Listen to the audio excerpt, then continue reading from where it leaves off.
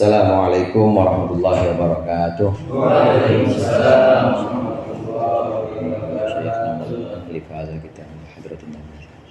Al-Fatihah.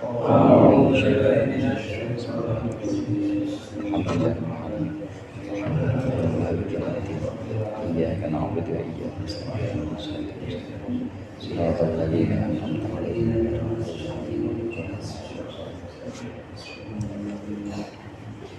Bismillah, walhamdulillah, wassalatu wassalamu ala sayyidina Muhammadir Rasulillah wa ala alihi wa ashabihi wa man tabi'ahu hudahu wa jama'atah wa la hawla wa la quwwata illa billah. Amma ba'du. Segenap para pengurus Mushola Al-Jihad, pengurus Majlis Ta'lim, dan juga seluruh hadirin jamaah Majlis Ta'lim Mushola Al-Jihad yang dimuliakan oleh Allah. Alhamdulillah, malam hari ini kita berkumpul kembali membawa nikmat iman dan Islam, membawa nikmat kesehatan untuk kembali melanjutkan pengajian kita. Mudah-mudahan apa yang akan kita baca menjadi ilmu yang bermanfaat dunia akhirat. Amin ya rabbal alamin. Hadirin jamaah rahimakumullah, Islam itu memberikan tuntunan-tuntunan pada kita bukan karena alasan apapun kecuali karena untuk keselamatan kita. Keselamatan kita hidup di akhirat nanti ini tergantung bagaimana cara kita hidup di dunia. Termasuk juga bab muamalah atau bab hubungan kita transaksional sifatnya dengan orang lain, ini juga dituntun oleh Islam supaya kita selamat di akhirat. Karena ada orang-orang yang nanti di akhirat itu cuma gara-gara dia punya hubungan dengan manusia tidak baik, baru udah selesai semua hisabnya, semuanya udah bagus, begitu tinggal di surga, tinggal selangkah doang dia menuju ke surga, tahu-tahu ada yang komplain, nanti dulu ya Allah, nanti dulu. Itu dia pernah barang saya diambil sama dia, pernah waktu jual beli saya itu dirugikan sama dia. Oleh karenanya muamalah, jual beli, sewa menyewa, kemudian pinjam meminjam, dan akad-akad yang lain yang sifatnya transaksional ini juga diajarkan oleh Islam supaya kita nanti selamat. Jangan sampai sholat kita, ibadah kita yang sifatnya mahdoh ini terhalang cuma gara-gara kita punya tanggungan sama manusia. Pembahasan yang lalu itu dalam jual beli itu kita tidak boleh menjual sesuatu yang ada cacatnya tanpa kita jelaskan. Harus dijelasin kalau kita jualan. Saya tahu di sini banyak yang jualan semua ya. Kayak Bang Oleh kan jual jasa. Maksudnya jual jasa ya yang dijual jasanya. Ya orang seperti apa yang ngajar itu kan jual jasa semua. Ada yang jual barang juga. Yang jual barang ini harus menjelaskan kalau emang ada cacatnya. Pak, ini maaf nih rada ini nih ada ini cacat sedikit di sini jahitannya, harus begitu. Begitu juga tidak boleh kita jual barang yang merupakan harta warisan belum dibagikan udah kita jual aja, nggak boleh. Harta warisan itu tidak boleh dijual kecuali sudah ditunaikan kewajiban si mayit, antara lain utang-utangnya. Keluarin dulu utang-utangnya mayit. Kemudian kalau memang belum haji dia, maka dikeluarkan dulu itu buat badalin haji istilahnya. Badal haji itu sekarang 10 juta apa ya, 10 juta atau 15 juta gitu untuk almarhum, dikeluarkan. Setelah utangnya selesai, kemudian sudah dibayarkan semua untuk keperluan badal hajinya, nah dibagi, dijual, boleh dah terserah masing-masing. Kalau dari mulai ini, kalau udah pembagian sudah selesai, kemudian sudah menjadi miliknya masing-masing, baru mulai boleh dijual, itu orang udah punya sendiri. Tapi kalau belum, nggak boleh kita menjual harta warisan. Ini hukum jual beli yang kita bahas di pertemuan yang lalu. Jadi tidak bisa kita menjual barang yang memang merupakan harta waris sebelum diselesaikan. Kalau itu gimana Ustaz? Jual harta waris tapi emang buat berangkatin buat badal haji, boleh kalau gitu. Atau mayit punya utang. Nah sementara nggak ada uang cash, adanya tinggalan tanah yang di sono di Parung, ya boleh dijual tanah di Parung karena ini tuh untuk membayar kewajiban mayit. Atau punya tanah yang di Sawangan sono dijual buat apa? Buat berangkatin atau badalin haji si mayit, boleh. Kalau untuk itu boleh. Nah berikut ini juga termasuk hal-hal yang hubungannya dengan jual beli. Sebagian dengan jual beli nanti juga dengan hal-hal yang lain yang kita dianjurkan dan kita dituntun oleh Islam. Ada di halaman apa tuh kemarin? 63 ya. Kira-kira ada di halaman 63 atau 61 ya, 62 situ. Wa yahrumu ayyufattira ragbatal mushtari. Faqala al-musannif rahimahullah wa nafa'ana bihi wa bi ulumihi wa bi barakatihi fid dharain amin. Wa yahrumu ay yufattira ragbatal mushtari awil ba'i ba'da istiqrari thamani liyabi'a alaihi aw yashtariyahu minhu wa ba'da al-aqdi fi muddatil khiyari wa ashaddu. Dan juga haram hukumnya kita mengalihkan kesukaan pembeli atau penjual setelah sudah ditetapkan harganya. Kenapa kita alihkan, kita gagalkan lagi? Liyabi'a alaihi aw yashtari, supaya penjual itu mau menjualnya lagi atau pembeli mau membelinya minhu darinya, padahal udah yang pertama udah deal. Wa ba'dal aqdi, dan setelah akad fi muddatil khiyar asyaddu, dan setelah akad dalam masa khiyar ini lebih berat atau lebih tinggi tingkat keharamannya. Tidak boleh seorang jual beli, penjual misalnya, ini mengalihkan atau menggagalkan apa yang sudah disepakati.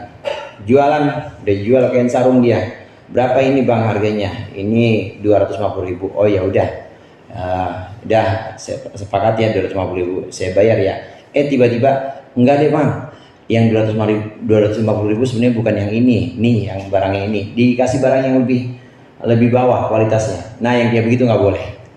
Begitu juga pembeli udah deal 250.000 ya, udah deal 250.000 dan barangnya adalah barangnya itu yang ada di depannya itu sarungnya. Nah ternyata dia, bang ini cakapan bang, ini aja deh yang 250.000, benar-benar nggak jadi, dan itu dipindah atau dialihkan. Harusnya dia beli barang yang pertama, tapi dia mengalihkan pembeliannya, nggak pengen barang yang pertama tapi barang yang lain. Mau itu barang yang lebih tinggi kualitasnya, mau lebih rendah, nggak boleh. Itu hukumnya haram. Keharaman ini hadirin banyak tingkatnya. Ada keharaman yang tingkatnya rendah, ada yang tingkatnya tinggi. Maksudnya asyaddu di sini lebih tinggi. Kalau sudah akad dan sudah deal, dalam masa khiyar di sini, masa khiyar ini sudah deal, maka itu haramnya tinggi sekali, nggak boleh dilakukan.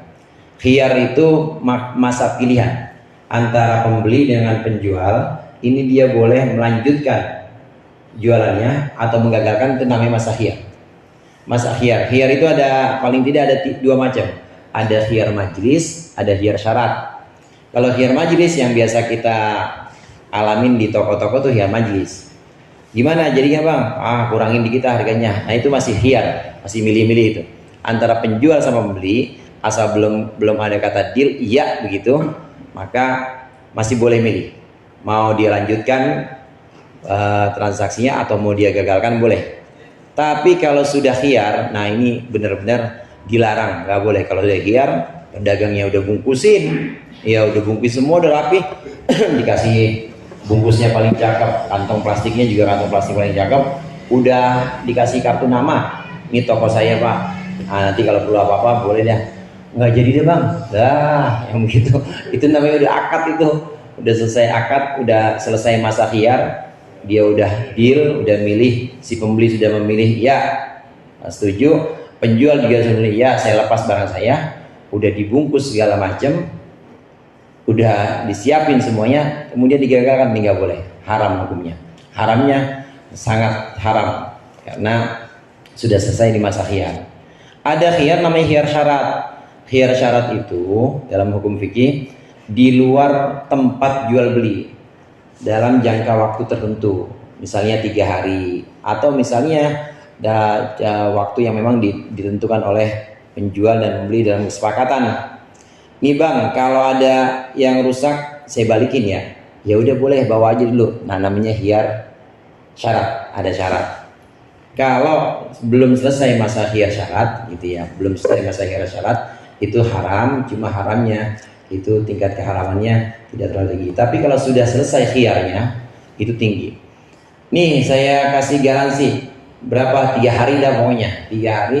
Kalau burung ini mati sakit-sakitan misalnya, balikin aja ke saya lagi. Nah udah hari keempat burungnya mati juga enggak, cakep, malah dibalikin, enggak jadi bang, saya butuh duitnya lagi, enggak boleh. Itu hukumnya haram. Jadi jual beli yang disebutkan di sini haram mengalihkan penjualan untuk seorang penjual atau mengalihkan pembeli ini mengalihkan kepada sesuatu yang kira-kira bisa menggagalkan transaksi padahal dia sudah sepakat. Kemudian yang juga haram wa yashtariyat ta'ama waqtal ghalai wal hajati, dan haram membeli makanan di waktu harganya mahal dan juga orang sangat membutuhkan, liyahbisahu wa yabi'ahu, supaya dia bisa menahan atau menimbunnya dan menjualnya bi'a'lan dengan harga yang lebih dengan harga yang lebih tinggi. Haram hukumnya kita membeli barang waktu lagi butuh, orang-orang lagi pada butuh beras lagi jarang banget di warung, sama dia beli kemudian ditimbun sama dia, haram. Nah ini kita udah tahu semua ini, udah tahu artinya memang sering terjadi begitu ya. Biasanya yang main itu apa namanya, tengkulak makelar ya, sama ya, makelar tengkulak itu melakukan nimbun barang dagangan, padahal itu lagi masa sulit, orang-orang lagi butuh semua, sengaja dia timbun. Nanti kalau udah ada semuanya, udah nggak ada yang punya, cuma dia doang yang punya barang, dia jual harganya lebih mahal, haram hukumnya. Kemudian juga haram wa yazida fi silatin liyagurra ghairahu, dan tidak boleh, haram hukumnya ini menambahkan satu harga supaya menipu orang lain. Maksudnya begini, antara penjual pembeli ada orang ketiga contohnya. Orang ketiga ini sengaja naikin barang, sengaja harganya ini tinggiin.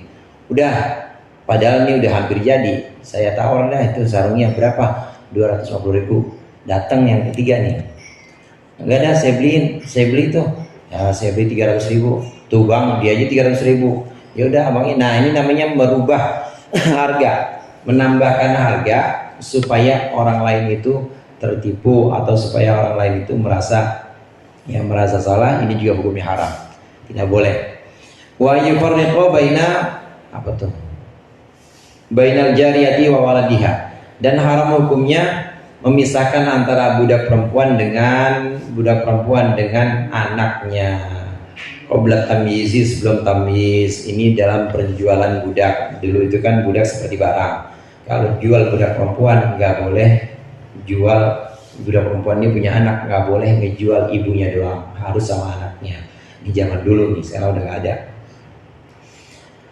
Kemudian wa yaghusya, dan haram hukumnya menipu au yukhawina au yakuna fil kaili wal mizan. Yang pertama yang menipu dulu, haram hukumnya menjual sesuatu yang sifatnya itu menipu pembelinya, jelas ini nggak boleh. Jamaah rahimahumullah, memang pernah satu waktu Nabi Muhammad SAW ini ke pasar. Nah kemudian Nabi Muhammad ke pasar, Nabi kemudian lihat ada makanan, di situ ada orang jual makanan, barang makanan.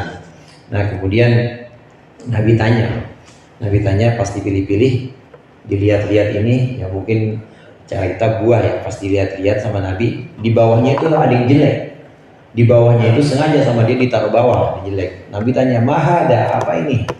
Ada ama asoba usama, kata yang dagang itu Nabi, itu kena air hujan jadi begitu.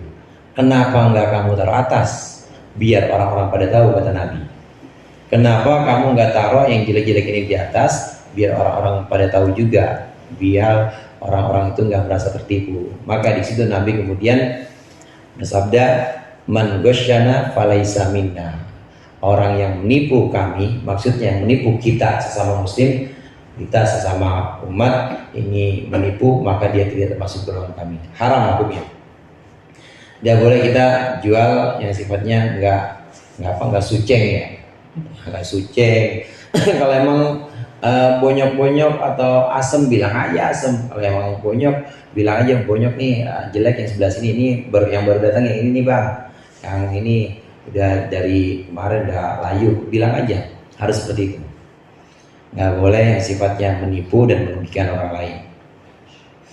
Kemudian juga wa yakuna fil kaili wal wazni, dan juga tidak boleh berkhianat dalam takaran dan juga timbangan, wadir'i wal aqdi wadir'i wal aqdi, dan juga dalam meteran atau dalam hitungan. Ini jelas timbangan, takaran yang modelnya kayak literan atau yang lainnya, timbangan, kiloannya, kemudian juga ukuran meteran, di bahan semeter jangan dikurang-kurangin, dan juga apa yang sifatnya bisa dihitung, bisa dikalkulasikan, ini panjangnya sekian, kayak bahan ini beratnya sekian, ini jumlahnya sekian liter, itu tidak boleh dikurang-kurangi, itu nggak boleh dikurang-kurangi. Itu kan jelas. Wailul lil mutaffifin alladzina idza talu 'alan nasi yastafun wa idza kaluhum aw wazanuhum yukhsirun. Itu langsung dinas oleh Al-Quran bahwa orang-orang yang mengurangi timbangan, mengurangi takaran, itu ancamannya. Itu saudara jurang. Di neraka ada jurang namanya Nah itu tempatnya orang-orang yang curang, nimbang waktu dia dagang, timbangannya dikurangi, takarannya dikurangi. Jadi literan itu, ya literan ternyata nggak rata bawahnya, dibikin cigok begitu.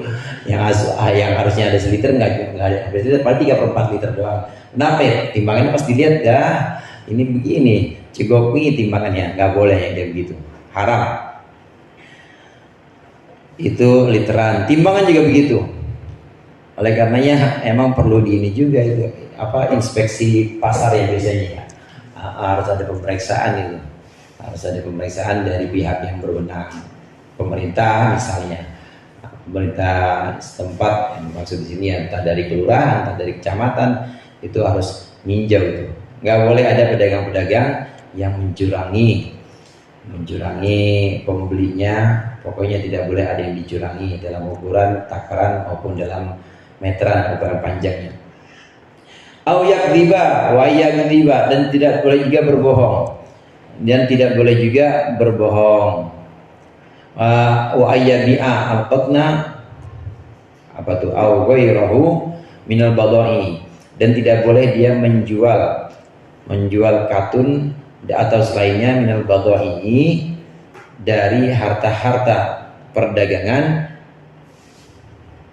Wa yuqridu, dan dia menghutangi al-mustariyah akan orang yang membeli, fauqahu, di atasnya, darahimah, akan beberapa dirham. Wa yazidu fi thamani tilkal bid'ati, dan dia menambahkan, si pedagang menambahkan dalam harga barang itu, li ajlil qardi, karena arah utangan. Ini yang disebut dengan robtoh ini yang disebut dengan robtoh nanti ada. Kemudian saya baca lagi sedikit.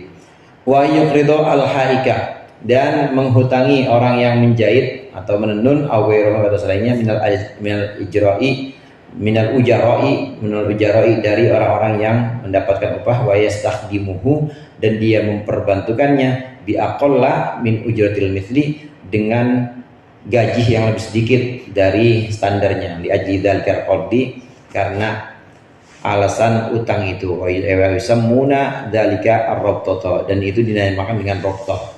Ada yang namanya rabtah. Rabtah itu haram hukumnya. Rabtah itu artinya mengikat.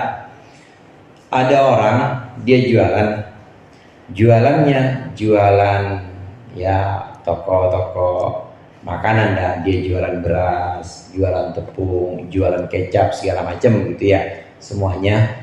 Kemudian itu dia jualnya sama orang yang memang tinggal di rumah dia, misalnya kontrak di rumah dia.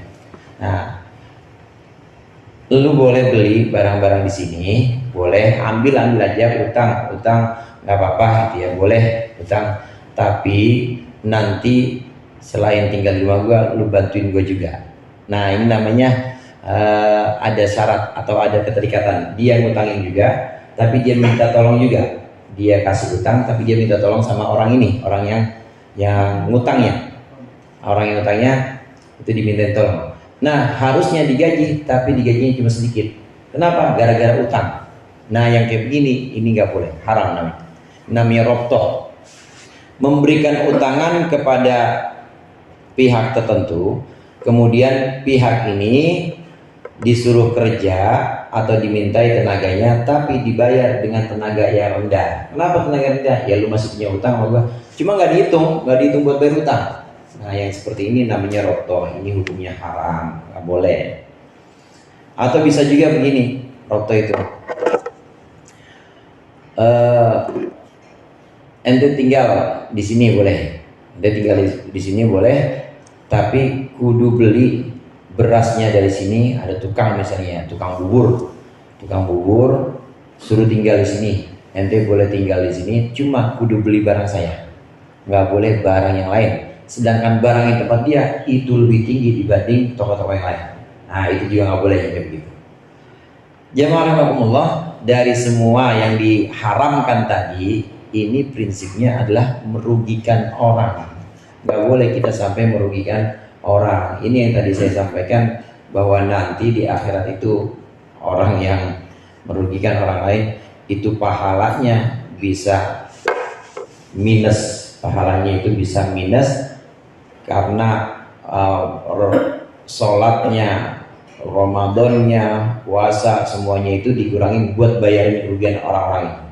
Jadi dia bawa puasa, bawa sholat, pahalanya semua ada, tahu-tahu habis. Kenapa? Buat bayar ini itu. Karena banyak pihak yang dirugikan. Islam menuntut kita supaya tidak merugikan orang lain. Ini pun berlaku untuk orang yang non muslim. Artinya meskipun orang yang transaksi dengan kita, meskipun pembeli kita misalnya, pelanggan kita itu non muslim, tetap harus diperlakukan adil. Harus dia merasa nyaman dan tidak boleh kita merugikan dia meskipun non muslim, karena Islam rahmatan lil alamin, untuk semua orang. Islam itu kasih sayangnya itu untuk semua orang, tidak terkecuali ya, lebih-lebih terhadap seorang muslim. Haram hukumnya robtoh. Nah, kemudian ada berikut ini, au yukrido, dan juga haram mengutangi al-harrathin akan petani ila waqtil hasadi, kepada waktu panen. Tsumma yabi'una alaihi, kemudian dia menjualkan kepadanya ta'amahum, akan makanannya, bi awdo'a minas si'ri, dengan yang lebih ya minas si'ri, bi awdo'a minas si'ri, dengan yang lebih rendah dari harga, qalilan sedikit. Wa yusammuna dzalika al-maqdi, dan dinamakan itu namanya al-maqdi. Kalau tadi robtoh, orang ngutangin tapi dengan syarat dia harus kerja sama orang yang memberikan utang, tapi gajinya nggak sesuai.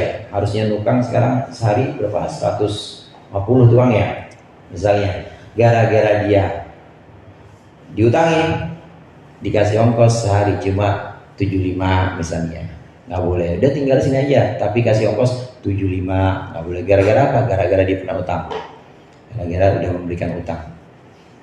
Namanya robtoh. Nah, kalau yang ini namanya makdi. Makdi ini contohnya orang ngasih utangan pada petani.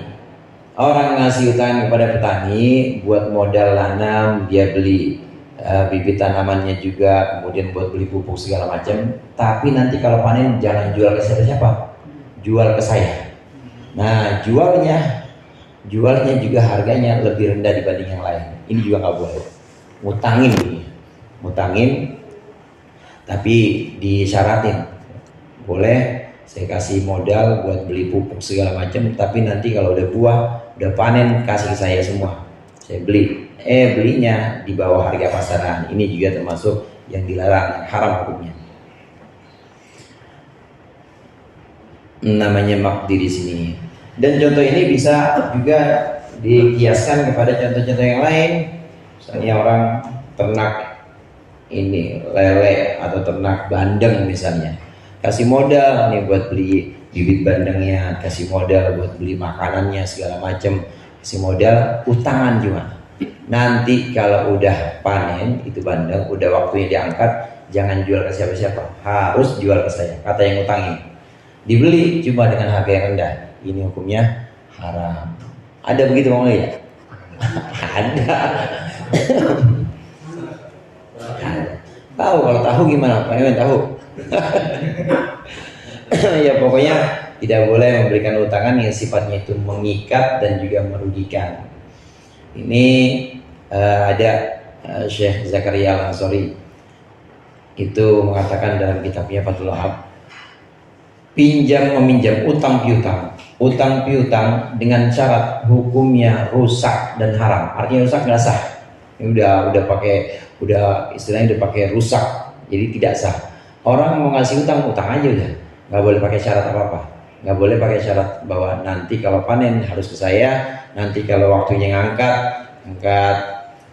ternaknya itu nggak boleh jual ke siapa-siapa, nggak boleh kayak begitu. Itu hukumnya tidak sah dan juga haram, kata Syekh Zakaria Ansori.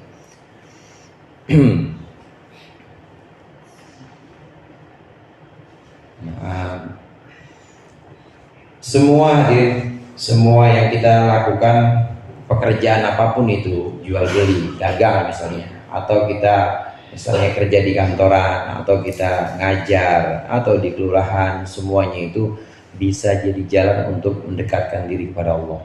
Asal yang kita lakukan sesuai dengan tuntunan agama.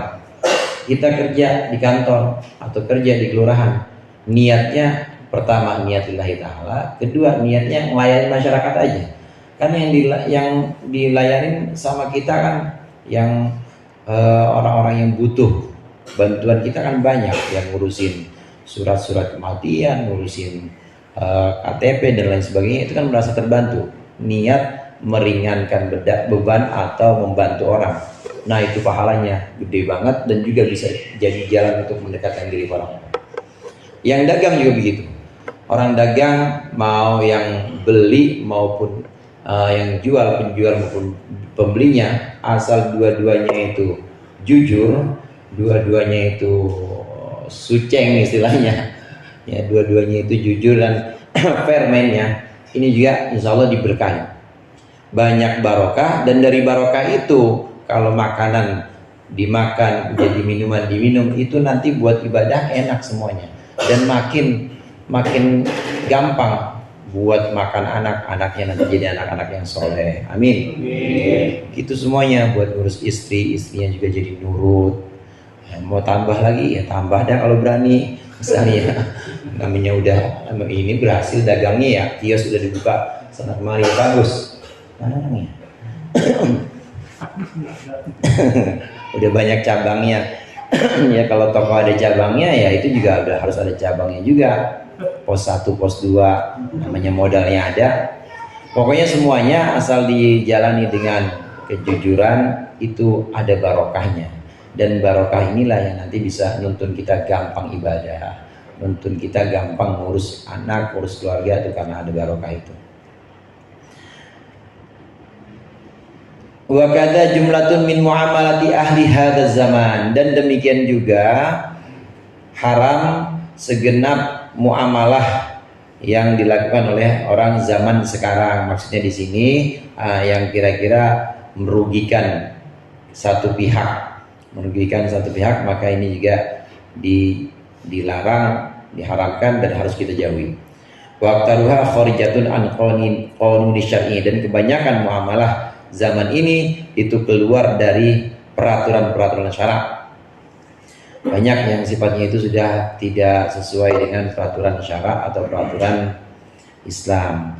Prinsipnya itu memang Islam itu supaya orang-orang itu tidak ada yang dirugikan.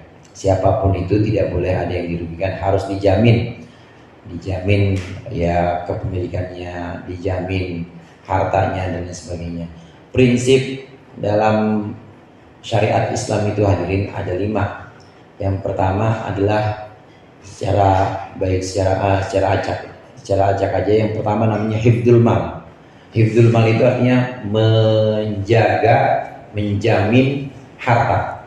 Jadi nggak boleh ada harta pihak manapun yang dirugikan. Itu prinsip pertama syariat, hifdzul mal. Urusan dagang ini memenuhi prinsip ini, harus hifdzul mal, menjaga harta, tidak boleh harta dari pihak manapun yang dirugikan atau diambil. Demikian juga ada hukum misalnya pencuri dipotong tangannya. Ini juga untuk hifdzul mal, untuk menjamin harta orang supaya kepemilikan orang itu nggak sembarangan. Syariat itu seperti itu. Dalam kasus-kasus atau hukum yang lain ada prinsip syariat yang namanya hifdzul aql. Hifdzul aql itu menjaga akal. Kenapa minuman keras dilarang? Karena merusak akal.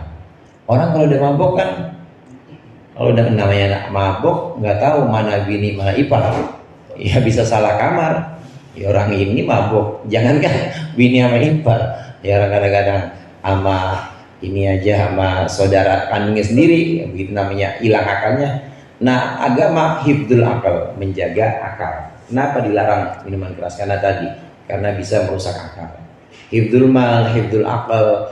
Ada lagi prinsip dalam syariat itu yang namanya hifdzun nasl. Hifdzun nasl ini menjaga keturunan. Kenapa zina itu dilarang? Kenapa ada akad yang namanya akad nikah? Untuk menjaga keturunan, supaya keturunan orang itu ketahuan ini anaknya siapa nih. Jelas kalau nggak ada kasihan anaknya, kasihan juga ibunya, nggak jelas. Maka ada yang namanya akad nikah, dan haram yang namanya zina. Hifdzun nasl, hifdzul akal, hifdzul mal, hifdzun nasl. Hifdzuddin, menjaga agama. Menjaga agama tentunya yang dimaksud di sini adalah menjaga aturan-aturan yang memang sudah ditetapkan. Aturan yang Allah tetapkan itu baik bentuknya ibadah atau bentuknya selain ibadah, ibadah-ibadah yang sifatnya ghair mahdoh atau pekerjaan-pekerjaan lah, semuanya itu diatur dalam Islam. Itu adalah untuk menuntun kita. Islam itu memberikan tuntunan-tuntunan adalah untuk keselamatan kita. Di dunia selamat, di akhirat juga selamat dengan tuntunan ini. Fa'ala muridi ridallahi subhanahu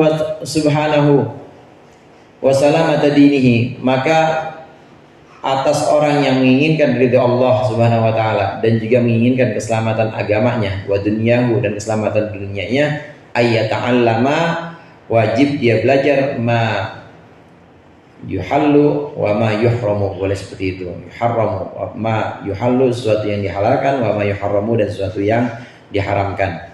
Min alimin wara'in, dari orang alim yang wira'i, yang wara', nasihin, yang setia memberikan nasihat, syafiqin ala dinihi, yang dia sayang kepada agamanya.